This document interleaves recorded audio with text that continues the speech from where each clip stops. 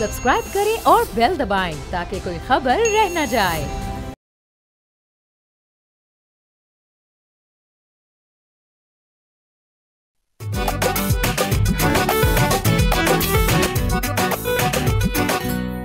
अस्सलाम वालेकुम, बोलो जनाब में बहुत बहुत खुश आमदीद। मैं हूं असद नज़ामी, मेरे साथ हैं अली आफ्ताब। सर क्या हाल है?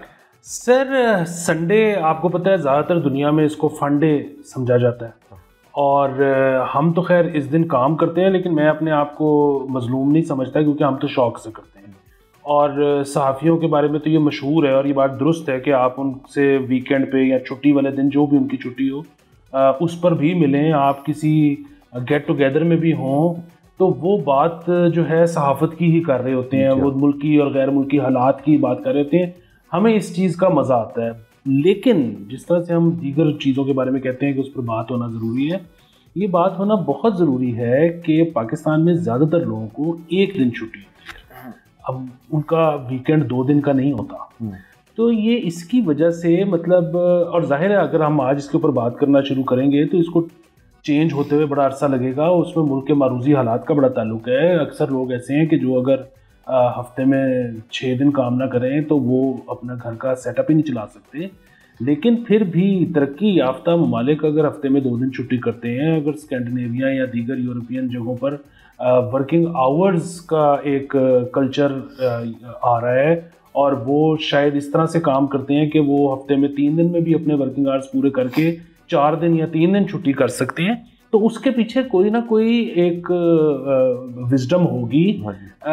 इंसानों से ये एक्सपेक्ट करना या उनसे ज़्यादा से ज़्यादा काम लेने की कोशिश करना जो है वो उनकी प्रोडक्टिविटी को एक्चुअली कम कर देता है। सर एक तो बिल्कुल कम कर देता है, और काम के अंदर जो ब्रेक वाला टाइम है वो तो होता ही इसलिए कि आप अपने बाकी काम कर लें। एक तो ये, और दूसरा अपनी फैमिली को आप मज़ीद टाइम दें। बहुत लोग जो हैं वो इससे एग्री भी नहीं करते, वो कहते हैं जी मेरी फैमिली जो है मुझसे मिलना ही नहीं चाहती। दूसरा ये है कि आप अगर बहुत फैमिली ओरिएंटेड हैं तो आप थ्रू आउट द वीक भी टाइम दे रहे होते हैं, लेकिन वो असल में दिन होता है आपके लिए। संडे प्लान करना जो है ना सर, एक बहुत बड़ी आर्ट है, क्योंकि मेरे नज़दीक तो संडे जो है वो बड़ा ही एक बेकार दिन होता है, जिसके अंदर आप अगर तो बगैर प्लानिंग के उठेंगे और आपको पता होगा जी कि अच्छा ये कर लेते हैं वो कर लेते हैं, आप बोर होंगे। तो संडे प्लानिंग गोरा जो है सर वो क्या करता है, वो अपना संडे का प्लान जो है mid week during the week वो बना लेता है कि हम यहाँ जा रहे हैं। अब लेकिन गोरे के पास एक बहुत बड़ा एसेट है जो हमारे पास नहीं है, वो है थिंग्स टू डू। यहाँ पे थिंग्स टू डू का बड़ा मसला है कि आप कितना ही कुछ कर लेंगे, मौसमी हालात आपको कुछ चीज़ों से महरूम रखेंगे, कुछ आपकी माली हालात आपको महरूम रखेंगे, और कुछ आपकी लैक ऑफ प्लानिंग जो है आपको महरूम रखेगी। तो संडे अगर सही तरह मनाना है, जैसे कि मैं संडे मना रहा हूँ, जिसको आप फ़ोन करें वो मना नहीं रहे होते कुछ, वो बस घर बैठ के सोच रहे होते हैं, तो इससे बेहतर काम कर लें। सर उसमें ये भी है कि बिल्कुल ठीक है कि एक लेज़ी संडे है जिसमें आप कुछ नहीं कर रहे, घर से भी नहीं निकले, शायद बेड पे लेट के आपने सिर्फ रील्स देखी है। अगेन आप जो है वो अनमाइंड हो गए हैं। पाकिस्तान में जब हम ये गिला करते हैं कि लोग दफातर में बैठकर टाइम ज़ाया करते हैं, काम नहीं करते, अब पूरी दुनिया में KPIs सेट होते हैं जिसकी वजह से आप ये फैसला कर पाते हो कि एक शख्स ने काम किया या नहीं किया, बजाय इसके कि वो दफ्तर में कितनी देर मौजूद था। तो हमारे पे भी यहाँ अगर सेटअप इस किस्म का हो कि आपने अपने KPIs अगर अचीव कर ली हैं, छुट्टी करें, तो आप छुट्टी करें। यानी कि लोगों का ये गिला ख़त्म हो जाएगा कि एक शख्स डेस्क पे था और काम नहीं कर रहा था, और उसका भी ये मसला ख़त्म हो जाएगा कि मैं इतना ज़्यादा वक्त घर से बाहर क्यों गुजारता हूँ। सो अगेन हमने 77 साल हफ्ते में 1 दिन छुट्टी करके कौन सा शेर मार लिया।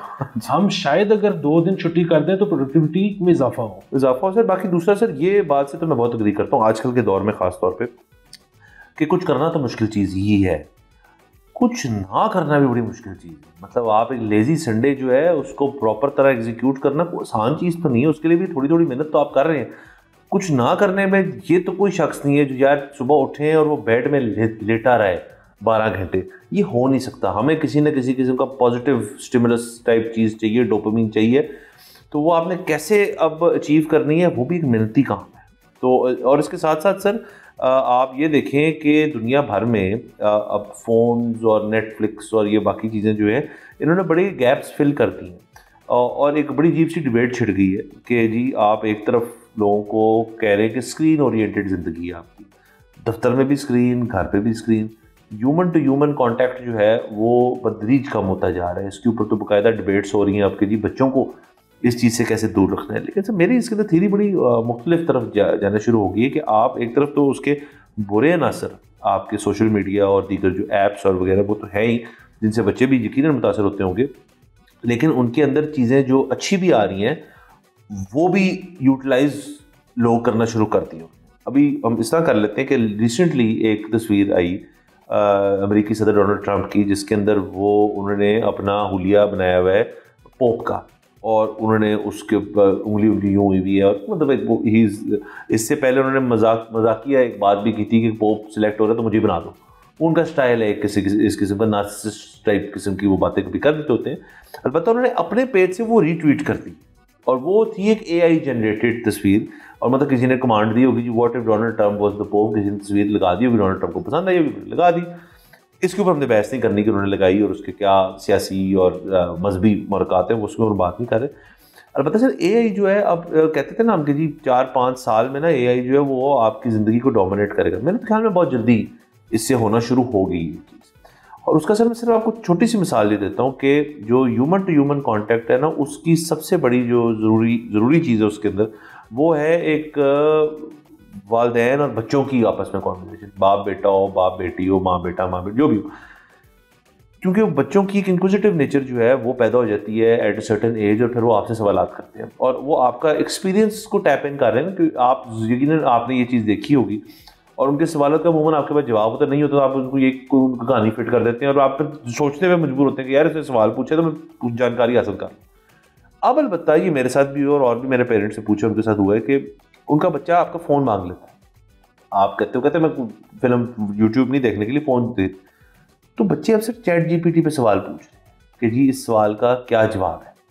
यानी कि सर एक जो बेसिक अपब्रिंगिंग का एक कल्चर था जिसमें बाप माँ रहनुमाई दे रहे हैं कि यार इस इशू को ऐसे टैकल करना है, अब एक दौर ऐसा ना आ जाए जब बच्चा कहे यार मुझे क्या ज़रूरत है माँ बाप की, मेरे पास एक फ़ोन है उस पर ChatGPT है उसके अंदर मैं सवाल पूछूँगा वो जवाब दे देगा। तो ये इस पर्टिकुलर चीज़ से अगर हम खुदा न खास्ता दूरी अगर इख्तियार कर ली हमने तो बड़े कल्चरल इसके इम्प्लीकेशन। बिल्कुल सर। दूसरी चीज़ ये कि हमने तो इस पर बहुत सारे शोज़ किए कि AI आ रहा है तो किन जॉब्स को ख़तरात हैं, किन को नहीं है, किसको कितने अरसे बाद उसको फील होगा। जिन दिनों में बिल्कुल ये नया ChatGPT 3 आया था और अभी 4 की आवाज़ें हम सुन रहे थे तो हम सुनते हमें लगता ये था कि शायद सबसे पहले जो लोअर कार्डर वाली जॉब्स हैं वो जाएंगी, उसके बाद फिर आहिस्ता आहिस्ता ऊपर। लेकिन ये बिल्कुल उल्टा हुआ है। उसकी वजह ये है कि जिन्होंने प्रॉम्प्ट डालना है वो तो लोअर कार्डर वाले हैं ही नहीं, वो तो ऊपर वाले हैं। अच्छा, और फिर वो वही चीज़ थी कि कुछ काम ऐसे हैं जिनकी लर्निंग तेज़ है, कुछ काम ऐसे हैं जिनकी लर्निंग स्लो है। जाहिर है ईंट तो मजदूर नहीं लगानी है, सीमेंट तो मजदूर नहीं लगाना है, वो तो सिक्योर है, सेफ है उस लिहाज से। लेकिन बुनियादी बात यह है कि अभी मुझे पिछले अगर आप 2-3 महीने में पूछें तो सबसे ज़्यादा फ़ोन्स ग्राफिक डिज़ाइनर्स के आए हैं कि जी अगर कोई जॉब हो तो बताइएगा because we have been laid off from where we used to work. तो ये अब एक बड़ा ख़तरनाक मामला है कि कौन सा जो इंडस्ट्री है वो पहले या शोबा पहले आ गया है इसकी ज़द में, कौन सा देर बाद आएगा। अच्छा, अब जो अपने आप को री इन्वेंट करना है, मतलब पहले ये बात हम समझते थे, किताबों में पढ़ी थी कि जी एक एवरेज बंदा अपनी ज़िंदगी में 11 से 12 प्रोफेशंस चेंज करता है। तो वो जाहिर है आप एक काम करते हो वो कुछ ठीक नहीं चलता, फिर दूसरा करते हो, इवेंचुअली आप 10-11 पे आके कोई आपको ऐसी चीज़ मिल जाती है जो फिर आप लाइफ लॉन्ग। हाँ, अच्छा, कुछ लोगों की ज़िंदगी में ये जल्दी भी हो जाता है। पाकिस्तान में क्यों लोग लॉन्ग करते हैं, डिज़ायर करते हैं सरकारी नौकरी की, क्योंकि अगर आपको जल्दी उम्र में सरकारी नौकरी मिल जाए तो फिर आपको कुछ और करने की ज़रूरत ही नहीं है। आपको पता है ये सारी ज़िंदगी मैं करूँगा और उसके बाद मुझे पेंशन भी मिलेगी। अच्छा, अब ये मामला ये है कि आप अगर पढ़ लिख के एक डिग्री भी हासिल कर लें और उसके बाद आपका काम चल भी जाए, अभी तो यही नहीं पता कि आपका काम चलेगा कि नहीं, जब चल भी जाए तो फिर भी आपको अब ये अंदाज़ा होना चाहिए कि ये कुछ साल मैक्सिमम निकालेगा या कुछ महीने इन बैड केसेस, और फिर मुझे एक नए काम को ढूंढना है। सो अब जो है ना कि मैं शुरू में इतना कर लूँ और बाद में मेरी ज़िंदगी सुकून में गुजरेगी, अब वो कॉन्सेप्ट नहीं है। अब आप जब तक जिंदा हैं मज़ीद चीज़ें सीखते रहेंगे और काम करते रहेंगे और नए से नए काम को हाथ डालते जाएंगे। ज़िंदगी जिस तरह से आप कहते हैं ना कि ये टेक ने आसान की है, मुश्किल भी कर दी है। मुश्किल भी करती है सर, बिल्कुल। और सर देखिए, अब एआई की अगर सिर्फ बात की जाए तो प्रोफेशन जैसे ग्राफिक डिजाइनिंग का आपने, वो क्यों लोग ले ऑफ हो रहे हैं? क्योंकि देखें, होता ऐसे था कि एक शख्स की एक रिक्वायरमेंट है कि उसने कोई प्रिंट ऐड बनवाना है, उसने कोई टी शर्ट का डिज़ाइन, कुछ वॉट एवर, ग्राफिक डिज़ाइनिंग की तो एक एंडलेस पॉसिबिलिटी है। अब उसमें एक शख्स है जिसने अपनी स्किल होन की है फोटोशॉप पे और इलस्ट्रेटर पे, और बना लेता है चीज़, और स्टॉक इमेजेस लेके बनाई जाती है। मतलब हाथ से तो वो आजकल ड्राइंग जो है इलस्ट्रेटर पे एक चीज़ मैंने ज़ीरो से बनाई है, मैं नया फॉन्ट ईजाद कर दी, ये चीज़ें कम होती हैं।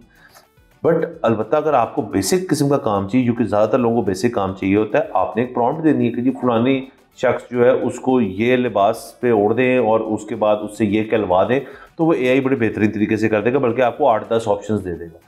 तो जिस सेकंड लोग इस चीज़ से आगाह हो जाएंगे, अभी तो मतलब मुख्तसर एक तबका है जो इस चीज़ को इस्तेमाल करता है, बट आहिस्ता आहिस्ता ये बढ़ रहा है, तो उसके अंदर फिर ये होगा जी कि मैं इसी से करवा लेता हूँ, ये तो फ्री ऑफ कॉस्ट है। लेट से कॉस्ट भी इसकी क्या है, मेरे ख्याल में ChatGPT 4 की सब्सक्रिप्शन जो है वो कोई इतनी महंगी तो नहीं है, मतलब $20 है, तो आप $20 देते रहे और आप ये काम भी करवाते रहे अगर आपका रेगुलर काम है।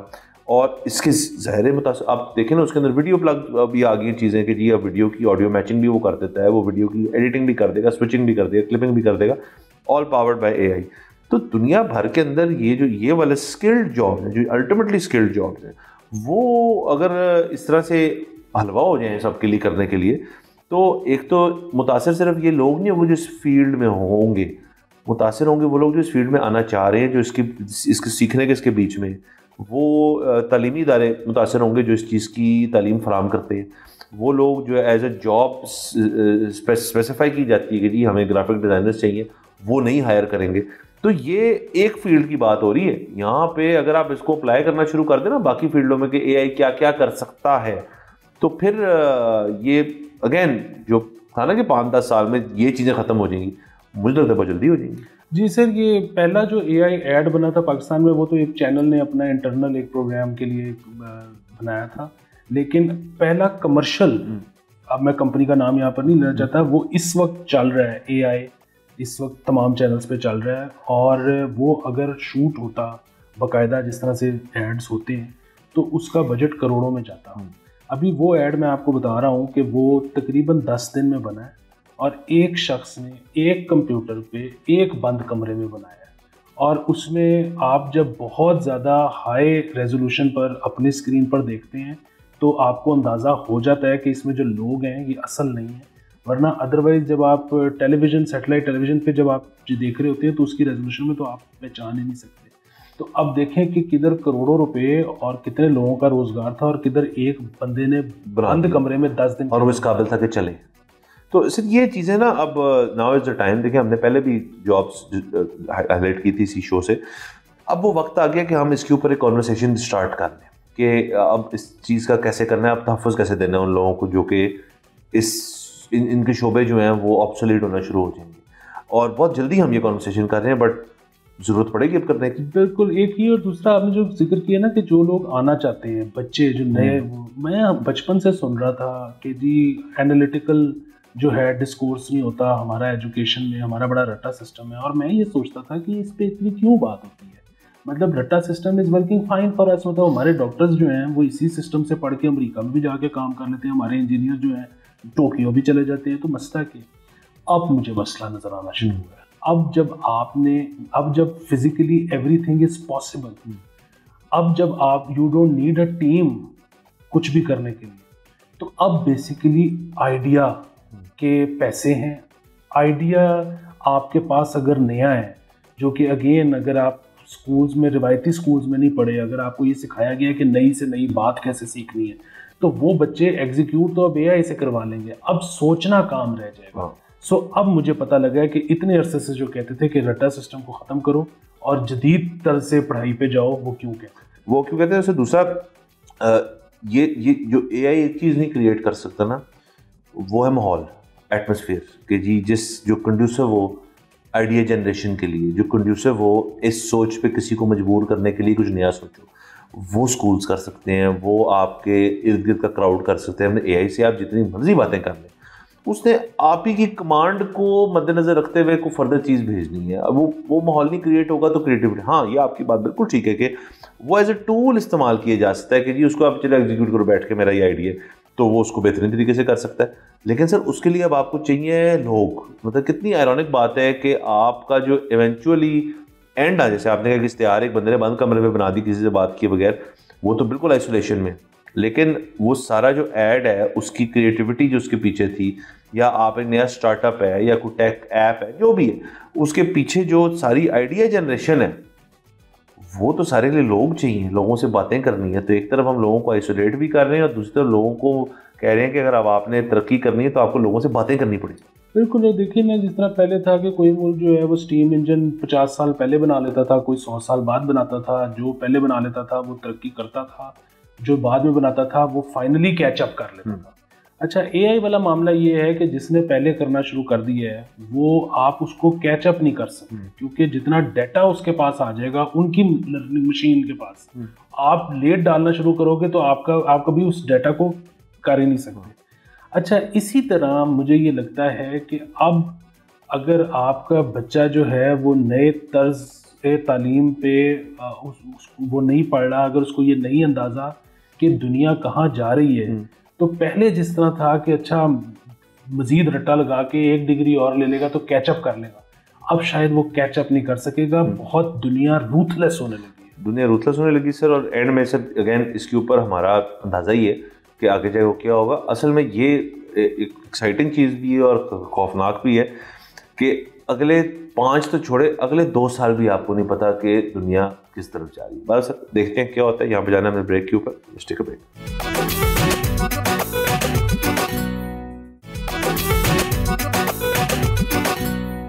Welcome back from the break. आप देख रहे हैं बोलो जनाब। सर आगे चलते हैं प्लीज। सर आपको पता है कि हमारी जो दीगर इंडस्ट्रीज़ हैं उनके अंदर टेक्सटाइल इंडस्ट्री को कहा जाता है, बड़ी उनकी लॉबी स्ट्रॉन्ग है। एप्टमा है, एक्सपोर्ट भी सबसे ज़्यादा वो करते हैं इस मुल्क के अंदर, वो बड़ा इंजेक्ट करते हैं इसकी इकॉनमी में। उनकी बात सुनी जाती है, सुननी चाहिए, हम एग्री करते हैं इस बात से। आपकी वो टेक्सटाइल इंडस्ट्री के ऊपर बाद में आपकी शुगर इंडस्ट्री भी है, वीट इंडस्ट्री भी बड़ी, आपकी टबैको इंडस्ट्री भी है। और टबैको वाले जो हैं उनकी लॉबी भी खासी तकड़ी और स्ट्रॉन्ग है, और उनकी रसाई जो है वो अक्रॉस बॉर्डर्स चलती है, क्योंकि यहाँ पे इंटरनेशनल कंपनीज भी बहुत हैं, यहाँ पे आपकी डोमेस्टिक तरह से भी चीज़ चल रही है। तो खबर ये मिली सर कि टबैको इंडस्ट्री जो है वो बड़ी देर से मुतालबा कर रही है, और वो मुतालबा हुकूमत को नहीं सिर्फ कर रही, वो IMF को भी कर रही है, क्योंकि उनको भी बात समझ आ गई कि IMF अगर करने देगा तो सर तकरीबन ये बात अब सर्टन है कि जो फेडरल एक्साइज ड्यूटी होती है FED, वो टबैको वाले चाहते हैं कि उसको थोड़ा रोल बैक किया जाए ताकि सिगरेट जो है वो सस्ते।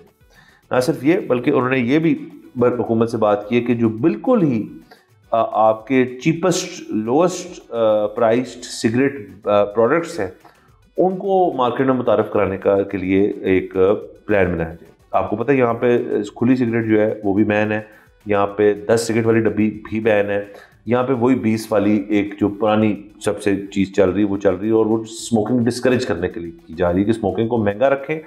और अब IMF क्योंकि थोड़ा सा टैक्सेशन मामलों पे ऑन बोर्ड है, और सिगरेट अगर सस्ती होती है तो हुकूमत के लिए लॉन्ग टर्म हेल्थ जो है वो एक बड़ा प्रॉब्लमेटिक चीज़ हो जाएगी।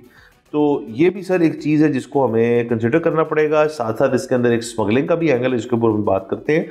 तो अब टबैको इंडस्ट्री ठीक कह रही है, हुकूमत को मानना चाहिए, IMF किधर स्टैंड करती है, ये सारे बड़ी एक इंटरेस्टिंग सिचुएशन क्रिएट हो रही है। जी सर, बात तो यही है कि IMF मानेगा कि नहीं मानेगा। जहाँ तक हुकूमत की बात है वो तो आपने शुरू में ही कह दिया कि जी लॉबी स्ट्रॉन्ग है। अच्छा, वो और बात है कि वाहिद चीज़ जो इस बात में डाउट डालती है वो ये है कि इस सेक्टर को लेकर जो पॉलिसी बनती है वो, खैर किसी भी सेक्टर को लेकर अगर आप पॉलिसी बनाएं और उसमें आप स्मगलिंग को फैक्टर इन ना करें तो वो कोई पॉलिसी नहीं है।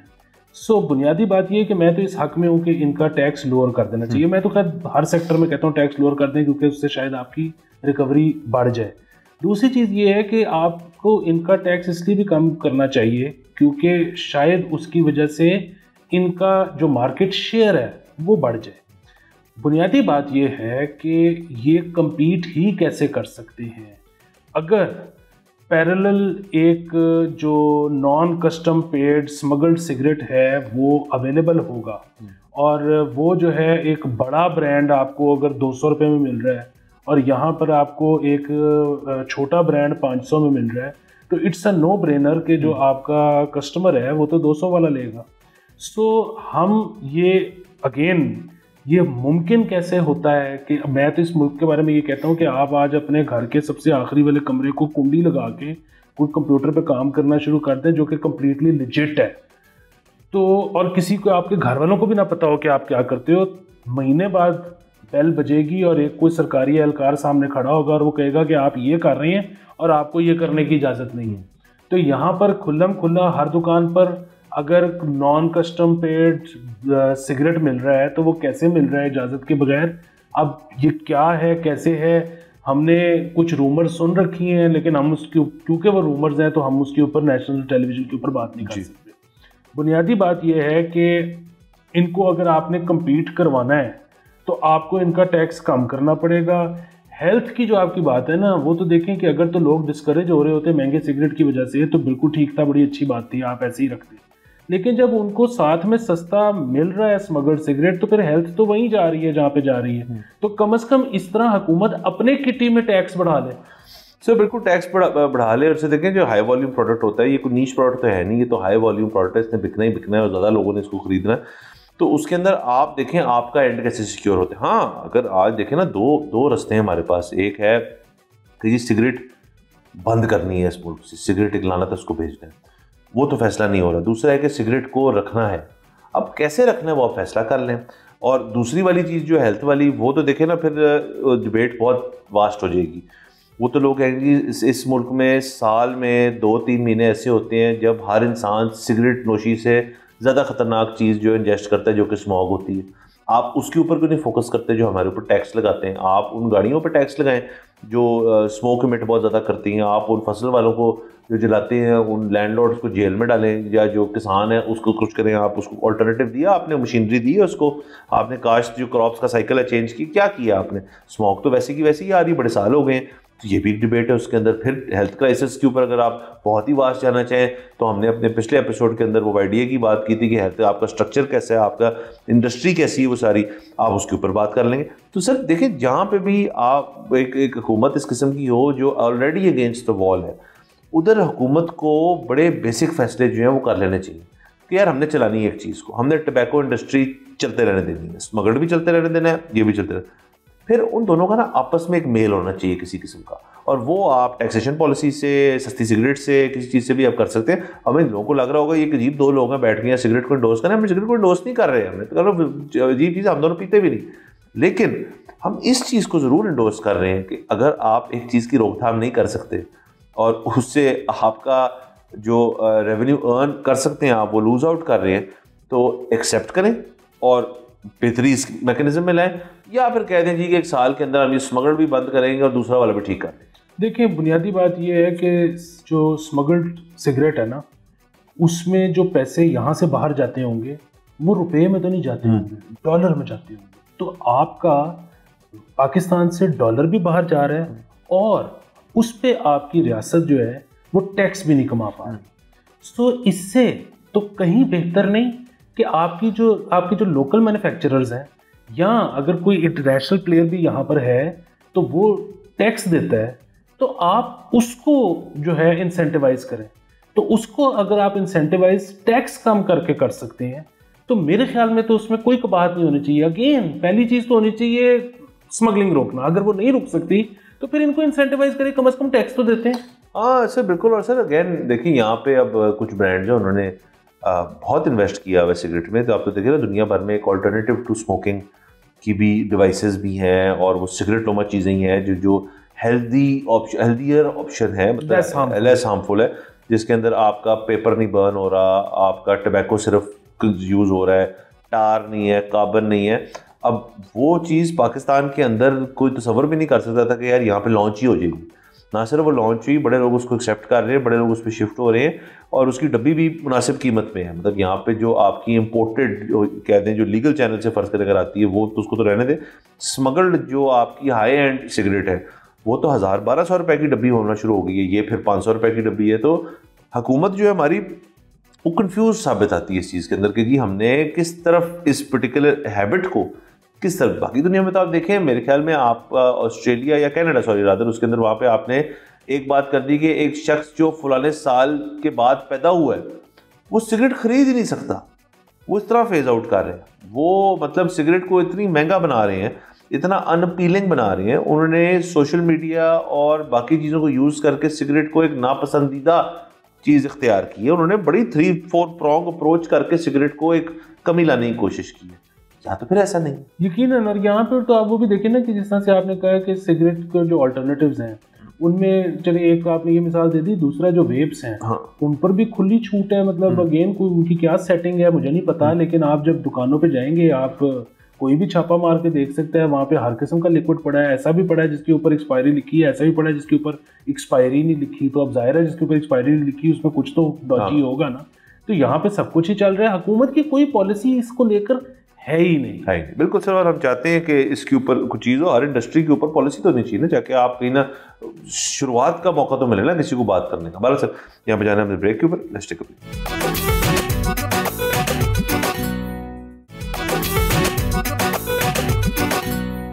Welcome back from the break. आप देख रहे हैं बोलो जनाब। सर आगे चलते हैं प्लीज।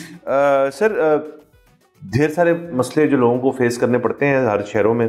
अर्बन डेवलपमेंट जहाँ भी हो रही होती है तो एक चीज़ का खास ख्याल रखा जाता है, वो पार्किंग होती है। हमने नीति रखी सर बड़े सालों। यहाँ पे आपका पार्किंग का सिस्टम यही है कि जी आप जिधर भी जाएंगे वहाँ पे एक बंदे ने अपनी दुकान लगाई होगी, वो आपको एक पर्ची देगा, आप वहाँ गाड़ी खड़ी करेंगे। आगे उसकी रिस्पॉन्सिबिलिटी ये नहीं है कि गाड़ी का तहफ़्फ़ुज़, उसका बस ये है कि उस जगह पे उसका क्या ले कब्ज़ा है और उसने पर्चियाँ कहीं से प्रिंट करवाई हुई वो आपको देता है। आप उसके फिर कोई जगह 60 रुपये, 50 रुपये, 30 रुपये, 20 रुपये, जो भी उसकी कीमत है। सो इस चीज़ को टैकल करने के लिए हुकूमत पंजाब ने ख़ास तौर पे काफ़ी मेहनत की। लिबर्टी का जो एरिया है उसको एक पूरा सेंटर वाला जो उसका एरिया था उसको पार्किंग की जगह बनाई है, जो ये मैचेस में भी इस्तेमाल हो जाती होती है। बाकी जो कमर्शियल आपकी जो एरियाज़ हैं जहाँ पे आपकी 4-5 मंजिला एक इमारत खड़ी हुई है जहाँ पे ढेर सारे लोगों ने आना है, 5 मंजिलें हैं, वहाँ पे पार्किंग होती है 6 गाड़ियों की। ये एक और अजीबोगरीब मसला है। बाकी यहाँ पे अंडरग्राउंड पार्किंग भी बनी है, बहुत सारे एक्सपेरिमेंटेशन हुई है यहाँ पे।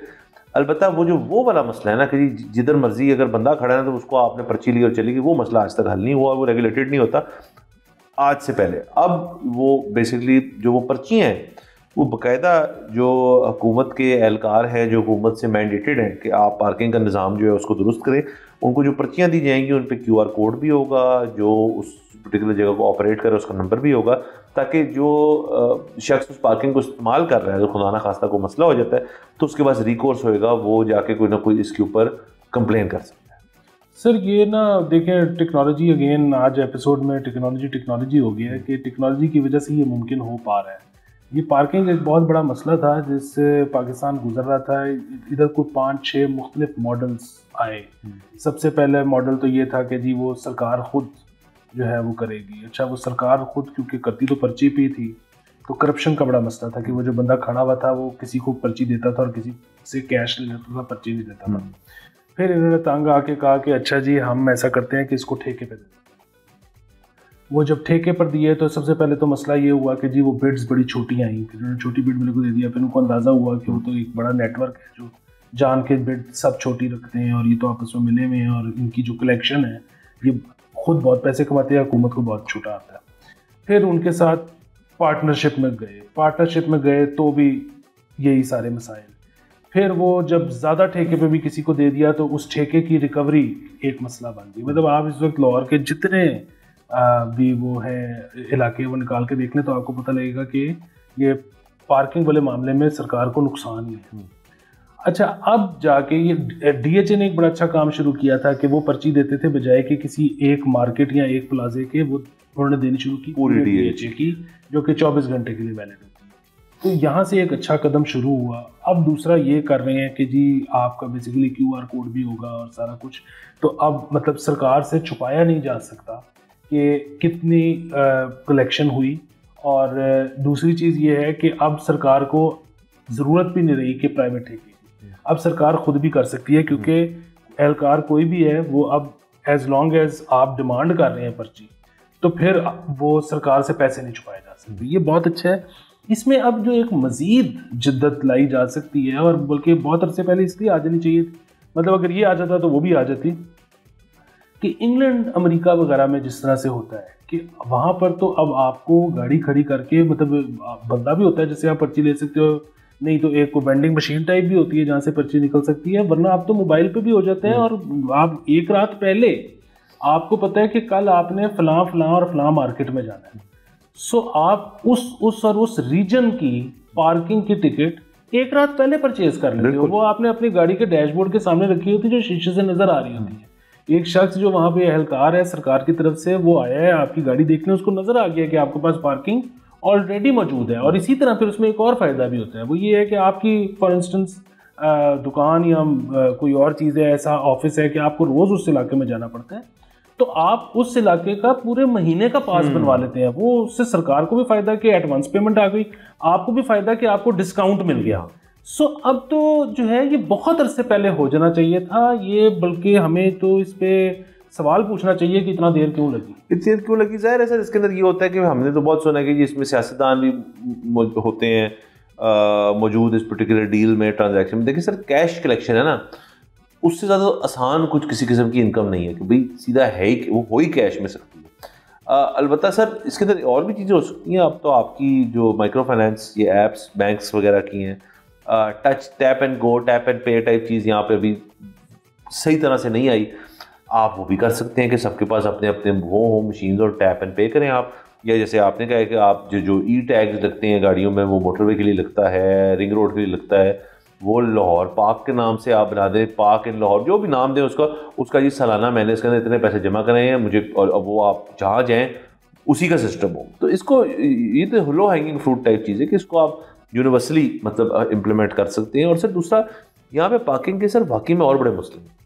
वो आ जाती है बात हमारी ड्राइविंग कल्चर के ऊपर कि अब आए दिन आपको ये चीज़ महसूस होगी कि एक शख्स जो है, एक शख्स ने गाड़ी लगा के सड़क के ऊपर तकरीबन वो उतर के चला गया अपने कामों में, और उसके बाद जब सब फंस गई है ट्रैफिक पीछे, तो वो शख्स जब आता है तो उसके चेहरे पे कोई रिमोर्स तो नहीं होता। वो तो कहता है यार मैंने कर दिया जो मैंने करना है, अब मैं जा रहा हूँ, आप मुझे मार तो नहीं सकते ना।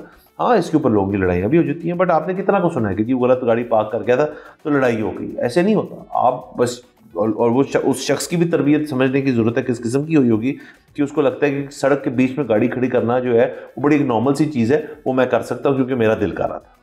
सर ये देखें, ये बातें ठीक जो है ना, मेरा ये ख्याल है कि आज आप यूएई, अमेरिका, इंग्लैंड, इन जगहों पर सख्ती काम कर दें तो लोग शायद इतने अच्छे नहीं है कि एक दूसरे का लिहाज करेंगे, वो डरते पेनल्टी से। सो यहाँ पर भी पेनल्टी अगर हो अच्छी, यहाँ पर भी एहलकार जो है, मतलब अभी वही बात है कि जो जितने प्राइवेट लोग पर्चियाँ इकट्ठी करते फिर रहे हैं, वो पर्चियों के बजाय अब जिस तरह से सबको ऑप्शन हो सबके पास कि वो डिजिटली ऑनलाइन ये अपनी पार्किंग वो खरीद लें, इन सारों को इस चीज़ पर लगाएं कि डबल पार्किंग हुई है, गलत पार्किंग हुई है, उसको फाइन करें। तो अगेन आपके जो है टैक्स कलेक्शन बेहतर हो जाएगी। यहाँ पर तो मैं समझता हूँ कि जब भी आप सुनते हैं अखबार में कि जी वो हुकूमत सिंध ने या हुकूमत पंजाब ने किसी ने भी एक ड्राइव शुरू की है कि जी चेक करने के लाइसेंसेस किसके हैं और किसके नहीं हैं, तो एकदम से पता लगता है कि 3 दिन में 5 दिन में 5 करोड़ रुपए के लाइसेंस बन गए।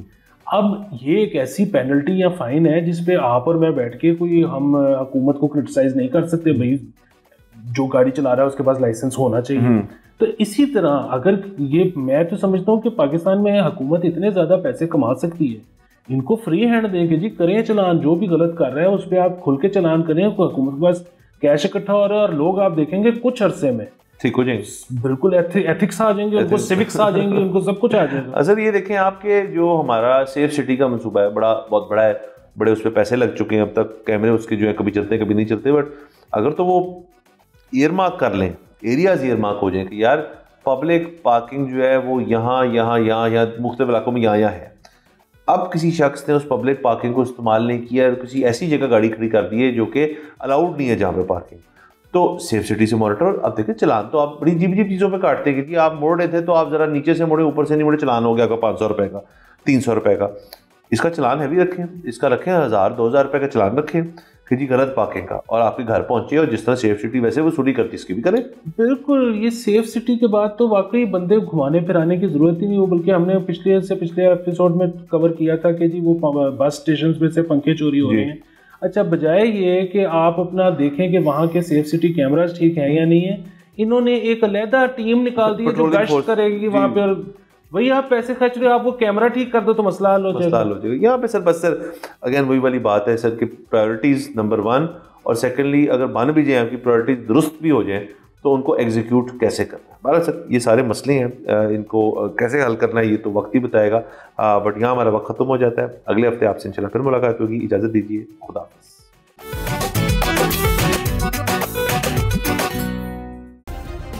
सब्सक्राइब करें और बेल दबाएं ताकि कोई खबर रह न जाए।